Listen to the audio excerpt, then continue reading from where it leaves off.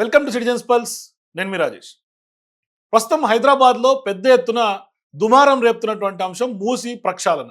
గత కొంతకాలంగా రేవంత్ రెడ్డి ప్రభుత్వం ఏర్పడిన తొలినాళ్ళ నుంచే మూసీకి సంబంధించినటువంటి అంశం కాకను రేపుతోంది. అయితే తాజాగా బాపు ఘాట్ అక్కడ బాపు సరోవర్ నిర్మిస్తున్నటువంటి నేపథ్యంలో పెద్ద ఎత్తున రేవంత్ రెడ్డి బుల్డోజ్ చేస్తున్నారు. భూసేకరణకు సంబంధించినటువంటి జీవో ఇచ్చారు.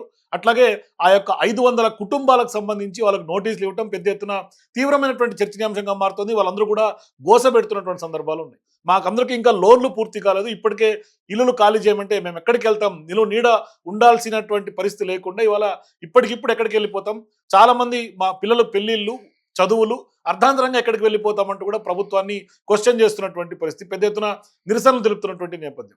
మరి ఎందుకు రేవంత్ రెడ్డి ఇంత ఇంటి కూల్చటాలు అనేది కొంత సరదాగా మారుతోందా, లేకుంటే ఏం చేస్తున్నాడు? ఎందుకు ఇప్పుడు బాపు సరోవర్ గాంధీజీ ఏమైనా అడిగారని నన్ను కట్టమని అని కూడా చాలా మంది బాధితులు ప్రశ్నిస్తున్నటువంటి పరిస్థితి. సో ఎందుకు రేవంత్ రెడ్డి ఈ విధంగా చేస్తున్నారు?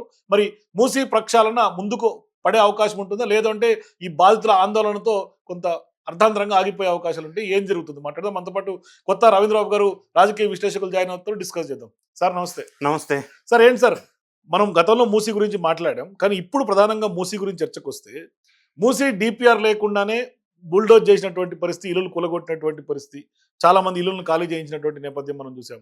ఇప్పుడు తాజాగా గత 2 రోజులుగా మూసీకి సంబంధించినటువంటి పరివాహక ప్రాంతంలో రివర్ బెడ్లో మాకు సంబంధం లేదు, మాకు వరద రాదు అని వాళ్ళు చెప్తున్నప్పటికీ భూసేకరణకు సంబంధించినటువంటి నోటిఫికేషన్ ఇవ్వటం, బాపు సరోవర్ అని పెద్ద ఎత్తున ఒక నిర్మాణాన్ని తలపెట్టడం, దీని ఏంటి, ఎందుకు ఈ విధంగా రేవంత్ రెడ్డి విధానాలు ఈ విధంగా ఉన్నాయంటే ఎట్లా చూడాలి? ఇప్పుడు తెలంగాణలో రేవంత్ రెడ్డి సర్కార్ అధికారంలోకి వచ్చిన తర్వాత కొన్ని అంశాలు వివాదాస్పదం అయ్యే విధంగా డెసిషన్స్ ఉన్నాయి. అందులో ప్రధానంగా చెప్పవలసి వస్తే హైడ్రా ఉద్దేశం లక్ష్యం మంచిదే, కానీ ప్రాపర్ ప్రొసీజర్ ఫాలో అవ్వకుండా మొదట్లో పేదల ఇళ్ళు కూలగొట్టడంలో కాంగ్రెస్ మీద నెగిటివ్ వచ్చింది సిటీలో, హైదరాబాద్లో. తర్వాత నెక్స్ట్ మూసీ మీరు ప్రస్తావించారు. ఇక్కడ ప్రధానమైన అంశం ఏంటంటే మూసీ నదిని ప్రక్షాళన చేయాలా వద్దా అని క్వశ్చన్ వేస్తే చేయాలి. ఎస్, ప్రతి ఒక్కరు యాక్సెప్ట్ చేస్తారు. మూసీని ప్రక్షాళన చేయాలా, ఆ నీళ్ళు ఏదైతే గలీసుకున్నాయో దాన్ని మంచిగా స్వచ్ఛమైన నీటిగా తీసుకురావాలా, ఆ నదిని సుందరంగా తీర్చిదిద్దాలి. ఈ లక్ష్యం బాగుంది, కానీ ఆ లక్ష్యం కోసం వ్యవహరిస్తున్న ఎగ్జిక్యూట్ చేస్తున్నటువంటి విధానాలు ప్రజా ఆమోదయోగ్యంగా లేవు అనేది ప్రధానమైన చర్చ. ఇక్కడ మనం పార్టీలకు అతీతంగా మాట్లాడవలసి వస్తే, ఇప్పుడు గతంలో మూసీ మీరు అన్నట్టు డిపిఆర్ అప్పటికి రెడీ అవ్వాలా, మూసీ ప్రక్షాళన లేదా మూసీ బ్యూటిఫికేషనా ఏందనేది మళ్ళీ క్లారిటీ లేదు.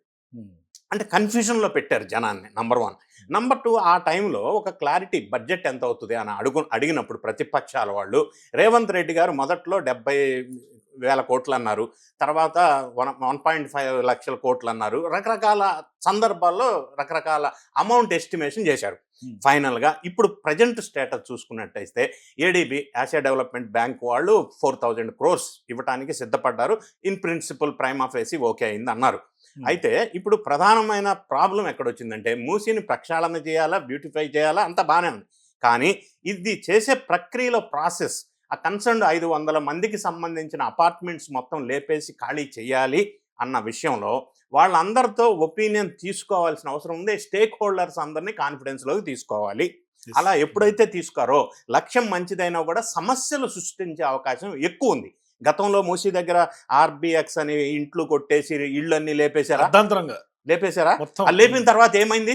ఆ ఇళ్ళని ఖాళీ చేసి బలవంతాన వాళ్ళ మీద రోడ్డును పడేసినప్పుడు ఏం జరిగింది? ప్రభుత్వం మీద వ్యతిరేకత వచ్చింది. ఇళ్లను కూల్చేసి ఏమన్నా చేశారు? అక్కడ ఏమన్నా బ్యూటిఫికేషన్ మరి ఏం ఫాయిదా? అంటే తొందరపాటు నిర్ణయంగా దాన్ని ఖచ్చితంగా చెప్పవచ్చు. ఇప్పుడు ప్రధానంగా మీరు అన్నట్టు గాంధీ విగ్రహం పెడతామన్నారు, 5,000 కోట్లు ప్రాథమిక అంచనా అంటున్నారు. ఇంకొక అంశం ఏంటంటే, ఇక ప్రధానమైన అంశం డిపిఆర్ లేకపోయినప్పటికీ హిమాయత్ సాగర్ నుంచి గాంధీ సరోవర్ వరకు 9.2 కిలోమీటర్స్ ఫేజ్ 1 అన్నారు. ఉస్మాన్ సాగర్ నుంచి గాంధీ సరోవర్ వరకు 19.8 కిలోమీటర్స్ అన్నారు, ఫేజ్ 2 అన్నారు. ఈ రెండు ఫేజ్ 1 ఫేజ్ 2 ఐడెంటిఫై చేసి ఇన్ని కిలోమీటర్స్ చేయాలి అని అనుకున్నప్పుడు ఇప్పుడు ప్రస్తుతానికి ఖాళీ చేపిస్తున్న ఇళ్ళు ఏ ప్రాంతంలో ఉన్నాయి? ఒక క్వశ్చన్ వస్తూ ఉంది. రెండో అంశం, ఇక్కడ ప్రధానమైన సమస్య ఏంటంటే టీడీఆర్ బాండ్స్ ఇస్తామంటున్నారు ప్రభుత్వం వారు. అంటే ప్రభుత్వం ఇళ్లను ఖాళీ చేపించి టీడీఆర్ బాండ్స్ ఇస్తే ప్రజలు యాక్సెప్ట్ చేయట్లేదు, అది ప్రస్తుతం సమస్య. రెండో సమస్య ఉంది ఇక్కడ, వీళ్ళకి ఒక గవర్నమెంట్కి వీళ్ళని ఖాళీ చేయించేటప్పుడు ఒక పాలసీ ఉండాలి కదా. For example Andhra Pradesh greenfield project capital Amaravati విషయంలో అంతా 33,000 ఎకరాలు ఎక్విజేషన్ ఎంత త్వరగా అయిపోయింది. వాళ్ళు స్వచ్ఛందంగా ఇచ్చారు రైతులందరూ. ఎందుకు? What went well there, what went wrong in Telangana? Something going wrong. అంటే పబ్లిక్ని కాన్ఫిడెన్స్లోకి తీసుకోవటంలో ఫెయిల్ అయ్యారు అనేది ప్రధానంగా స్పష్టమవుతుంది. ఇప్పుడు మూసీ దగ్గర పరిసర ప్రాంతాల్లో అపార్ట్మెంట్స్లో లోన్లు తీసుకొని ఇళ్ళు కట్టి 20-30 ఏళ్ల నుంచి ఉన్నారు కదా. టీడీఆర్ బాండ్లు ఇస్తే ఎందుకు యాక్సెప్ట్ చేస్తారండి? రెండో అంశం, వాళ్ళని రీలొకేషన్ డబుల్ బెడ్రూమ్ ఇళ్ళు పంపిస్తాము ప్లస్ ప్లాట్ ఇస్తాము, ఏదో కొంత చర్చ జరుగుతుంది. ఇప్పుడు ఈ ఇల్లు నిర్మించుకొని బిల్డింగ్ ఓన్గా ఉన్నాడు, డబుల్ బెడ్రూమ్ ఇంటికి కానీ పంపి ఒకటి సార్, కేసీఆర్ గారు గత 10 ఏళ్ల ప్రభుత్వంలో డబుల్ బెడ్రూమ్ ఇల్లు కట్టించింది నిరుపేదలకి, లేదు అంటే కనుక నిలువ నీడ లేనటువంటి వాళ్ళకి, అంటే సొంత ఇంటి కళ నెరవేరేందుకు పర్పస్ ఎస్ కదా. కదా. కానీ ఇప్పుడు ఉన్న వాళ్ళని కూల్చేసి వాళ్ళని ఇప్పుడు దాంట్లో అకామిడేట్ చేస్తాం అంటే ఒక సొంత ఇంటి సొంత అపార్ట్మెంట్ ఉన్నవాడు, నాది సొంత ఇల్లు అని చెప్పుకున్నవాడు ఖాళీ చేసి రోడ్డు మీద పడేస్తే మీరు ఆ పేదలకి నిర్మితమైన డబుల్ బెడ్రూమ్ ఇల్లులో అవుట్స్కట్స్లో ఎక్కడో వాళ్ళకి అకామిడేట్ చేస్తే, రీలోకేట్ చేస్తే ఎట్లా యాక్సెప్ట్ చేస్తారండి? వాళ్ళ బాధలో సహేతుకతమైందే కదా. మరి అది ఎందుకు అర్థం చేసుకోరు? నంబర్ 1. నంబర్ 2, ముందు అసలు ప్రధానంగా ఎక్కడ ఫెయిల్ అయిందంటే కన్సెన్సస్, స్టేక్ హోల్డర్స్తో కన్సెన్సస్ తీసుకురావాలి. అది ఆ బాధ్యతలు కావచ్చు, ఆ తదితర రాజకీయ పార్టీలు కావచ్చు, ఎందుకు చేస్తున్నారు, ఏం చేస్తున్నారు. రెండోది, ప్రభుత్వానికి ఇటువంటి భూసేకరణ చేయవలసి వచ్చినప్పుడు ఒక విధి విధానాలు ఉండాలి కదా. అది మూసీ దగ్గర కావచ్చు, ఇంకొక దగ్గర కావచ్చు. అట్లా లేకుండా, అంటే నాకు అనిపించింది ఈరోజు మూసి ఖాళీ చేయాలని, ఏదో ఒకటి చేసేయండి అనగానే ఈ అధికారులు వెళ్ళేసి ఒకడు టీడీఆర్ బాండ్ అంటాడు, ఇంకోటి డబుల్ బెడ్రూమ్ అంటాడు, ఇంకోటి లేదు మనం మాట్లాడదాం అంటాడు. అది ఇప్పటిదాకా ప్రజాభిప్రాయం జరిగినటువంటి దాఖలాలు లేవు. అది అంటే ప్రొసీజరల్ ల్యాప్స్. ఇటువంటి ల్యాండ్ ఎక్విజేషన్స్లో ఫస్ట్ ప్రొసీజర్ ప్రజాభిప్రాయ సేకరణ జరగాలి, అది రికార్డ్ అవ్వాలి. It should be on record. అది జరిగిన తర్వాత ఒక నిర్ణయం తీసుకుంటే స్టేక్ హోల్డర్స్ అందరూ కాన్ఫిడెన్స్లోకి వచ్చినప్పుడు సమస్య ఉండదు కదా. ఇది process failure, due process follow అవ్వలేదు అంటే బుల్డోజ్ చేసి జనాన్ని భయభ్రాంతుల్ని చేసేసి ఇక్కడి నుంచి వెళ్ళిపోవాల్సిందే అంటే అది ప్రజలు వ్యతిరేకత వస్తే ఇప్పుడు వీళ్ళు ఏదైతే లక్ష్యం పెట్టుకున్నారో లక్ష్యం దెబ్బతినే అవకాశం ఉంది కదా. సో ఇవంతా కూడా ఎవరు గైడ్ చేస్తున్నారో లేకపోతే ఎవరు ఎక్స్పర్ట్స్ ఒపీనియన్ ఇస్తున్నారో కానీ ప్రాసెస్ డీవియేషన్ వల్ల ప్రజల్లో అసంతృప్తి పెరిగే అవకాశం ఉంది. లక్ష్యం మంచిదైనా కూడా అది రీచ్ అయ్యే అవకాశం లేదనేది గ్రహించాలి. ఇంతమంది గగ్గోలు పెడుతుంటే ఆ గోస మీద ఈసా మూసీకి సంబంధించినటువంటి ఆ నదులకు సంబంధించి అక్కడ బాపు సరోవర్ కట్టాల్సినటువంటి పరిస్థితి ఎందుకు వచ్చింది? ఎందుకంటే వాళ్ళు అడుగుతున్నారు, గాంధీజీ ఏమన్నా ఇక్కడ కట్టమని అడిగారా అని ప్రజలు క్వశ్చన్ చేస్తుంది వాళ్ళ ప్రభుత్వం. ఇప్పుడు విగ్రహారాధన, విగ్రహాలు పెట్టడం అనేది ఒక కల్చర్ ఈ మధ్య కాలంలో పెరుగుతున్న మాట వాస్తవం. అంటే ఎంత పెద్ద విగ్రహం కడితే అంత స్టేచర్ పెరిగింది అనుకోవాలా? ఆ వ్యక్తికి అంత పేరు వస్తుందని. ఫర్ ఎగ్జాంపుల్ వచ్చిందా గతంలో ఎవరికన్నా? నాకు అనిపించాల మరి. అంటే నేను విమర్శించానని కాదు, రియాలిటీ మాట్లాడదాం పార్టీలకు సంబంధం లేకుండా. ఇప్పుడు నరేంద్ర మోడీ గారు ఒక విగ్రహం పెట్టారు, సర్దార్ వల్లభాయ్ పటేల్. సరే, అదే ఉద్దేశం మంచిదే.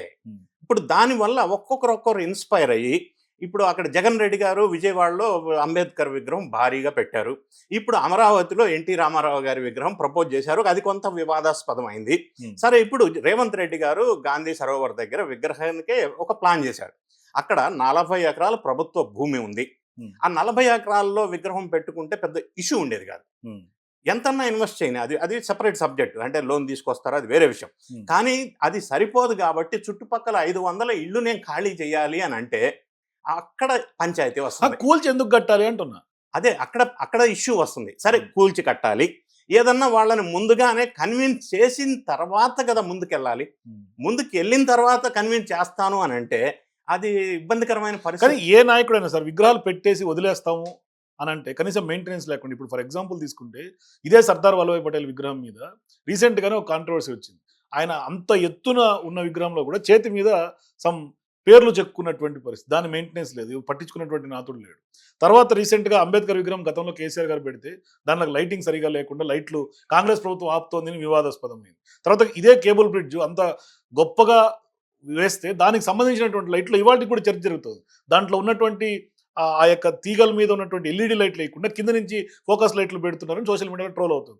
అంటే ఒక లక్ష్యం కోసం ఒక ప్రభుత్వం ఏర్పాటు చేసినప్పుడు రానున్నటువంటి వచ్చే ప్రభుత్వం రేవంత్ రెడ్డి శాశ్వతంగా ఉంటాడని అనుకోలేము, ఎవరన్నా రావచ్చు, ప్రభుత్వాలు మారుతూ ఉంటాయి. అటువంటి సందర్భాల్లో నిర్లక్ష్యానికి గురయ్యే అవకాశం లేదా? కట్టి ఉపయోగం ఏంటి? అంటే ప్రజాధనం వృధా కాదా? ఎస్, ఇటువంటి విగ్రహాలు పెట్టినప్పుడు మహానుభావుల విగ్రహాలు పెడతారు. అవును. ఎందుకు పెడతారంటే వాళ్ళు 10 కాలాల పాటు 10 జనరేషన్స్ కి గుర్తు పెట్టుకోవాలి అని లక్ష్యం. ఇది లక్ష్యం మంచిది, కానీ దాన్ని నిర్లక్ష్యం చేస్తే అసలు లక్ష్యం దెబ్బతినటమే కాకుండా ఆ మహానుభావులుగా పేరు ప్రఖ్యాతులు గడించిన వ్యక్తుల్ని అవమానపరిచినట్టుగా కూడా అనిపిస్తుంది. Yes. అంటే కొంత బాధాకరమైన అంశం. అవును. సో ఖచ్చితంగా పార్టీలు ఎవరొచ్చినా, ప్రభుత్వాలు ఎవరొచ్చినా ఈ లక్ష్యం దెబ్బతినకుండా మెయింటైన్ చేయాల్సిన బాధ్యత ఉంది. పెట్టడం వదిలేయటంతో సరిపెట్టలేం కదా, దానివల్ల వాళ్ళకి అవమానం జరుగుతుంది.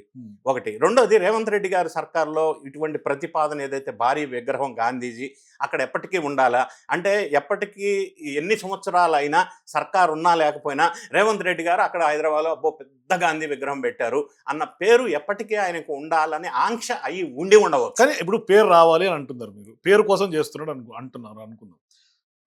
ఫ్యూచర్ సిటీ ఆయన పేరు కోసమే, ఇప్పుడు మళ్ళీ గాంధీ విగ్రహం ఆయన పేరు కోసమే.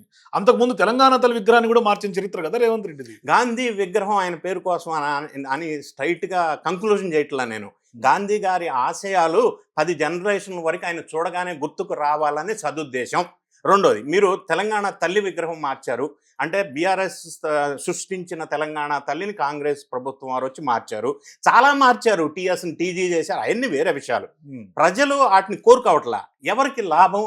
నువ్వు విగ్రహం మార్చినా, టీఎస్ని టీజీ చేసినా, ఇంకొకటి చేసినా దానివల్ల సెల్ఫ్ సాటిస్ఫాక్షన్ ఎవరికి ఉంటుంది? ప్రజలకు ఏమి కనెక్టివిటీ? ఇంకొక అంశం, నెక్స్ట్ ప్రభుత్వం మళ్ళీ ఇన్ కేస్ బీఆర్ఎస్ ఇంకోటి వచ్చింది అనుకుందాం, మళ్ళీ తెలంగాణ తల్లి విగ్రహం మారిపోయే అవకాశం ఉంది. వీటిని బట్టి ఏంటంటే అది ఫిక్స్డ్ కాదు, it's fluctuates depending on the party. సరే, ఆ విషయం మాట్లాడుకుంటే ఇదే గాంధీ విగ్రహం అంత భారీ స్థాయిలో డిపిఆర్ సిద్ధం చేసుకొని నరేంద్ర మోదీ గారిని కూడా వెళ్ళి ఆహ్వానం చేసి వచ్చి దానికి ఫౌండేషన్ వేయాలని ఒక లక్ష్యంతో ముందుకెళ్తున్నటువంటి రేవంత్ రెడ్డికి ఆల్రెడీ 3 ఏళ్ళు అయిపోయింది. చూస్తా 2.5 సంవత్సరం అయిపోయింది, ఇంకొంది 2.5 సంవత్సరాలు. 2.5 సంవత్సరాల్లో ఇంత ఆర్థికంగా లోటు ఉంది, రిటైర్డ్ ఉద్యోగులకి పెన్షన్లు ఇచ్చే పరిస్థితి లేదు, వాళ్ళ బెనిఫిట్ సెటిల్ చేసే పరిస్థితి లేదు. ఇప్పుడు ఈ 2.5 సంవత్సరాలు అంత పెద్ద గాంధీ విగ్రహం ఎట్లా అవుతుంది? మరి ఆయన కళ ఎట్లా నిలబెడుతుంది? మీరు మాట్లాడిన దాంట్లో ఇంకో పాయింట్ ఉంది. ఇప్పుడు మూసీ దగ్గర 500 కుటుంబాలని తీసేస్తున్నప్పుడు టీడీఆర్ బాండ్స్ మీద వ్యతిరేకత వచ్చిందన్నానా? మీరు మాట్లాడారు రిటైర్మెంట్ అయిన ఉద్యోగులకి వ్యతిరేకత ఉందని. వీళ్ళకి ఇచ్చిన బాండ్స్ ఏదైతే ఉన్నాయో రిటైర్ అయిన ఉద్యోగులకి, గవర్నమెంట్ ఉద్యోగులకి అవి యాక్సెప్ట్ అవ్వట్లేదు, అంటే లిక్విడేట్ అవ్వట్లేదు అని చెప్పి దాని మీద కోర్టుకు వెళ్ళారు. వాళ్ళు రోడ్లకి ఎక్కుతారు, ప్రతిరోజు ధర్నాలు చేస్తారు. కోర్టుకు వెళ్ళి లొల్లి, ధర్నా, పంచాయతీ జరుగుతుంది. ఒక పక్కన ఇది జరుగుతూ ఇళ్ళు ఖాళీ చేసే వాళ్ళకి బాండ్లు ఇస్తానంటే ఎలా అనేది ఒకటి. రెండోది, గాంధీ గారి విగ్రహమే ఎందుకు రేవంత్ రెడ్డి ఎన్నుకున్నారంటే కాంగ్రెస్ పార్టీ గాంధీ భావజాలం నుంచి ఉద్భవించింది, గాంధీ గారి దగ్గర నుంచి ఉన్నటువంటి పార్టీ కాబట్టి ఆయన్ని ప్రధానంగా బేస్ చేసుకోవాలి అని ఒక ఉండవచ్చు. నేను గాంధీ గారిది పెట్టినా, గాడ్సేది పెట్టినా విగ్రహాలకు వ్యతిరేకించట్లా, కానీ ఆ పద్ధతి, ప్రొసీజరు ఇంతమంది గోస పెడుతుంటే 40,000 ఎకరాల్లోనే కట్టుకోవచ్చు కదా, ప్రభుత్వ భూమి ఉన్న ప్రభుత్వ భూమిలో కడితే ఇష్యూ ఉండదు. రెండోది, వీళ్ళని కన్విన్స్ చేసి కాన్ఫిడెన్స్ లోకి తీసుకొని ఆ తర్వాత కడితే కూడా ఇష్యూ ఉండేది కాదు. ఈ కొన్ని తొందరపాటు నిర్ణయాలు తీసుకున్నప్పుడు రాజకీయ నాయకులు దానికి అనుగుణంగా ఈ ఎక్స్పర్ట్స్, ఐఏఎస్ అఫీషియల్స్ ఎవరైతే ఉంటారో వాళ్ళు ప్రాపర్గా ప్రొసీజర్ ఇలా ఉండాలి, ఇలా చేయాలి అని గైడ్ చేయవలసిన బాధ్యత వాళ్ళ మీద కూడా ఉంది కదా. ఇక్కడ వాళ్ళు కూడా ఎందుకు సరిగా గైడ్ చేయట్లేదు అనేది ఒక క్వశ్చన్ నాకు అనిపిస్తుంది. కానీ ఇక్కడ ప్రధానంగా సార్, చివరిగా ఇంత పెద్ద ఎత్తున ఇప్పటికే రేవంత్ ప్రభుత్వం మీద వ్యతిరేకత వస్తుంది, ఎవరు అవునన్నా కాదన్నా. మరి ఇటువంటి సందర్భాల్లో ఇటువంటి తొందరపాటు నిర్ణయాల వల్ల ఒకవేళ హైడ్రా సంబంధించి వ్యతిరేకత వచ్చింది, ఇప్పుడు మళ్ళీ ఈ బిల్డింగ్లు కూల్చి వాళ్ళని బలవంతంగా ఖాళీ చేస్తే వ్యతిరేకత వస్తుంది, తెలంగాణ సమాజం నుంచి రివోల్ట్ వస్తుంది. మరి ఇంత రివోల్ట్ వచ్చి భవిష్యత్తులో జిహెచ్ఎంసీ ఎన్నికలకు వెళ్ళాలి, ఎట్లా? అంటే ప్రభుత్వం మీద వ్యతిరేకత వస్తే అదేమన్నా వాళ్ళు కావాలని తెచ్చుకున్నట్టుగా? అంటే ఒక్కొక్క పార్టీకి ఒక్కొక్క రాజకీయ వ్యూహం ఉంటుంది. For example, next ZPTC, MPTC ఎలక్షన్కి వెళ్ళాలి అని ఈ సర్కార్ నిర్ణయం తీసుకుంటే దానికంటే ముందు ఒక స్టెప్ తీసుకుంటారు, రైతు భరోసా రిలీజ్ చేస్తారు, ఆ తర్వాత వెళ్తారు. అట్లానే దానికి కూడా డబ్బులు లేవు కదా. మున్సిపల్ ఎన్నికలకు కూడా అంతే, కోట శ్రీనివాసరావు కోటి సినిమా కట్టినట్లు కట్టి మీరు ఓటేస్తే ఇస్తామన్నట్టుగా మీరు దాన్ని చూపించుకుంటే ఓటేయించుకున్నారు. అదే ఒక్కొక్క ఎలక్షన్కి ఆ ఎలక్షన్కి అనుగుణంగా ప్రజల్లోకి ఒక దాన్ని తీసుకెళ్తారు, దీన్ని మర్చిపోయిన పథకాన్ని, అంటే దాన్ని ఫోకస్ పాయింట్గా పెడతారు, మిగతా అన్ని డైల్యూట్ అయిపోతాయి.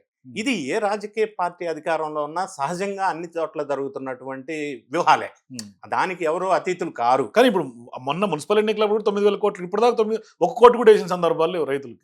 అదే ఇప్పుడు కూడా నెక్స్ట్ రైతు భరోసా విషయం మీద అసంతృప్తి ఉంది. Hmm. దాన్ని రిలీజ్ చేసిన తర్వాత నెక్స్ట్ లోకల్ జడ్పీటీసీ ఎంపీటీసీకి వెళ్ళే అవకాశం ఉందనేది కూడా ఒక వార్త వినిపిస్తుంది మనకి. మీరు అన్నారు కదా, ప్రధానమైన సమస్యల నుంచి కొద్దిగా డైల్యూట్ చేయాలంటే ఇంకొక స్కీమ్ ద్వారా ప్రజల్లోకి వెళ్ళి మిగతా అంశాలని డైల్యూట్ చేయాలి. Hmm. ఇది ఒక రాజకీయ వ్యూహం అన్ని పార్టీలు వాళ్ళు అవలంబిస్తూనే ఉన్నారు ఇవాళ రేపు. నాట్ ఓన్లీ రేవంత్ రెడ్డి సర్కార్. అంటే అది కాన్ఫిడెన్స్ అనుకోవాలి, ఓవర్ కాన్ఫిడెన్స్ అనుకోవాలి. అది ఒక వ్యూహం అనుకోవాలి. Thank you sir. సో మొత్తం మీద రేవంత్ రెడ్డి గారు అయితే మాత్రం స్పష్టంగా చాలా మంది ఇళ్లను, దాదాపుగా 500 కుటుంబాలను నిలువ నీడ లేకుండా చేసిన తర్వాత ఇవాళ గాంధీ విగ్రహం కడుతున్నారు. దాని మీద పెద్ద ఎత్తున వ్యతిరేకత వస్తుంది. మరి ఈ విధమైనటువంటి విధానాలు అవలంబిస్తున్నటువంటి రేవంత్ రెడ్డి పట్ల మీరు కూడా మీ అభిప్రాయాలు కింద కామెంట్స్లో చెప్పండి. For more videos please watch citizens pulse.